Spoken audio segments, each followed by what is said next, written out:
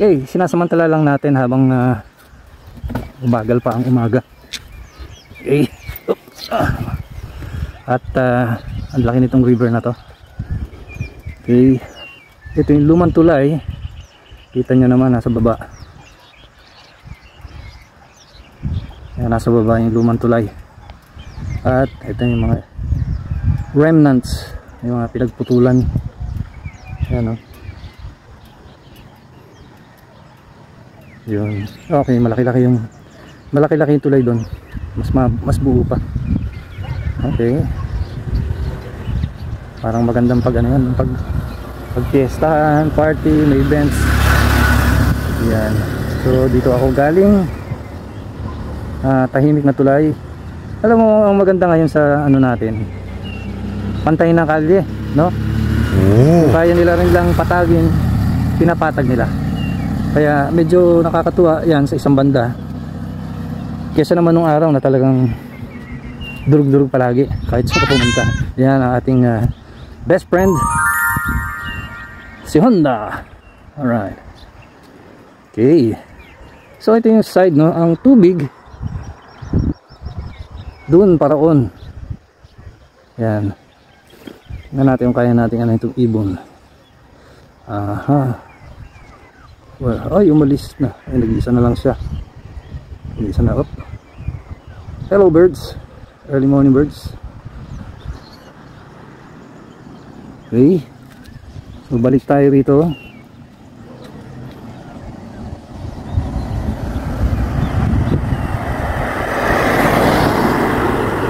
So, patungo tayo rito. Ang lawak nitong ilog na to. Wow, tignan mo naman, oh. Ano? Sinadya kaya yan? Naiipon, no? Yung buhangin. Parang bundok. Parang mahirap. Hindi ako mapakiwari. Hindi ko mapakiwari. Yan. Ayan, oh, hindi ko mapakiwari na gano'n. So, ayan ang itsura niya. Ilog. Pero parang walang nag-ano rito, no? Naglalango yan. Okay. Doon ako papunta. Yan.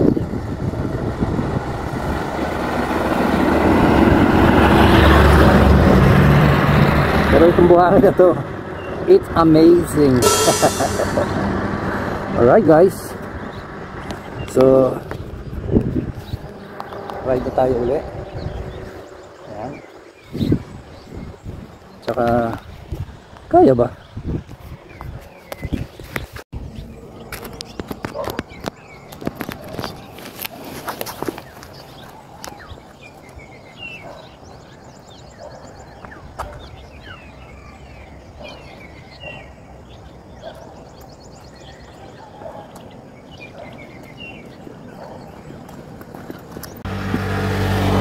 Guys, ito yung tulay na tinawid natin kanina.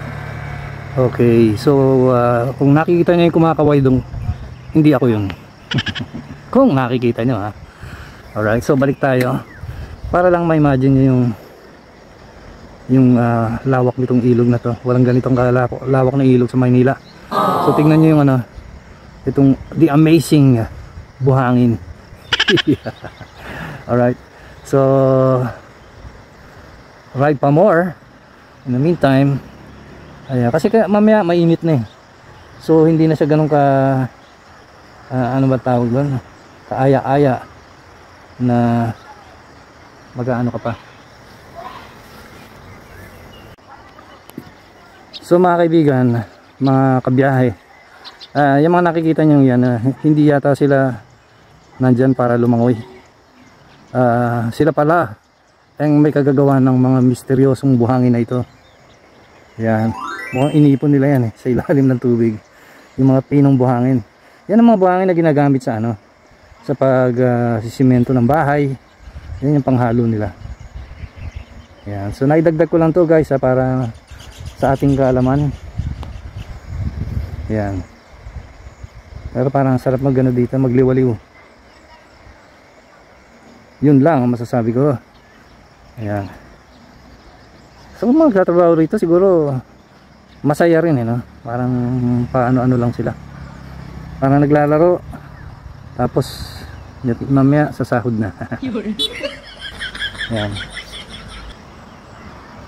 Okay guys, see you later.